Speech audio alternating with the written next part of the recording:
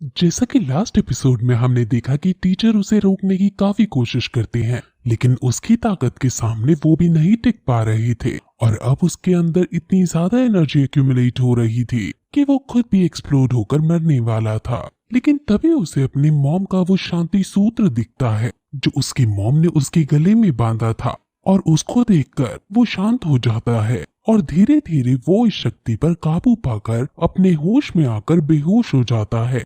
अब टीचर उसके पास आकर उसे संभालते हैं और वो उसके हाथ में वो रिबन देखकर समझ जाते हैं कि अपनी मॉम के प्यार की वजह से ही ये पावर ऑफ लाइट को कंट्रोल कर पाया है। वो फिर उसे ये कहते हैं कि आज से तुम एक सच्चे लाइट के बेटे बन गए हो। अब थोड़ी देर बाद उसकी मॉम उसे बेड पर सुलाकर उसका इलाज कर रही होती है और उसे कहती है कि मेरा बेटा मरते मरते बचा है। मैं आशा करती हूँ कि ये जल्द ही अपने गुस्से को अब काबू करना सीखेगा और इतनी जल्दी नहीं रिएक्ट करा करेगा।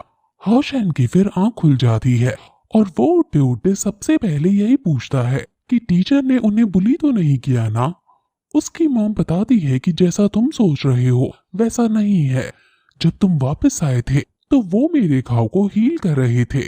फिर हमें उस समय को दिखाया जाता है जब हाओशेन वापस आ रहा था। हील करते हुए दोनों एक दूसरे से बातें कर रही हैं और मॉम कहती है जो उस साल हुआ था वो अच्छा होगा तुम ना पूछो।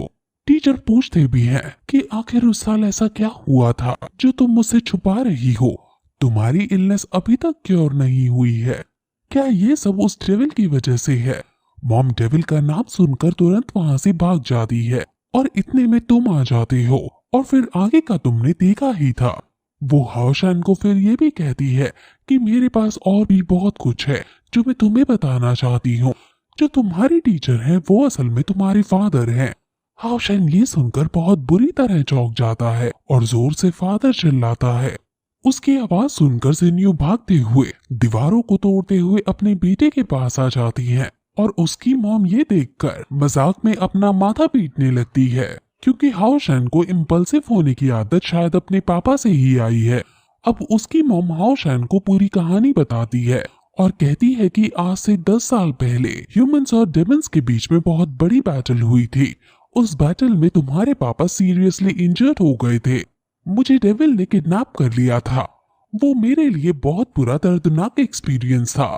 जब मैं वापस आए तो मुझे समझ नहीं आ रहा था कि मैं तुम्हारे पापा के सामने क्या मुंह लेकर जाऊं। इसलिए मैंने यहाँ आकर सबसे छुपके रहने का डिसाइड किया और फिर यहीं आकर मैंने पाया कि मैं प्रेग्नेंट हूँ। अब जिन्यू भी कहते हैं कि पिछले ये 10 साल मेरी जिंदगी के सबसे दर्द भरे साल थे। मैंने हर जगह तुम्हारी मॉम को खोजने की कोशिश की, लेकिन मुझे उस समय ये नहीं पता था कि मेरा एक बेटा भी है। तुम्हारी मॉम तुमको पहले सीधे सीधे मेरे बारे में बताना चाहती थी, लेकिन मैंने ही उन्हें रोका था क्योंकि शायद तब तुम ये सब सहन नहीं कर पाते। और शायद अब मुझे लग रहा है कि सच्चाई तो ये है कि मैं तुम्हें सच्चाई बताना सहन नहीं कर पाता। अब हाओशेन जिन्यू के पास आता है और उसके पास आकर बैठ जाता है।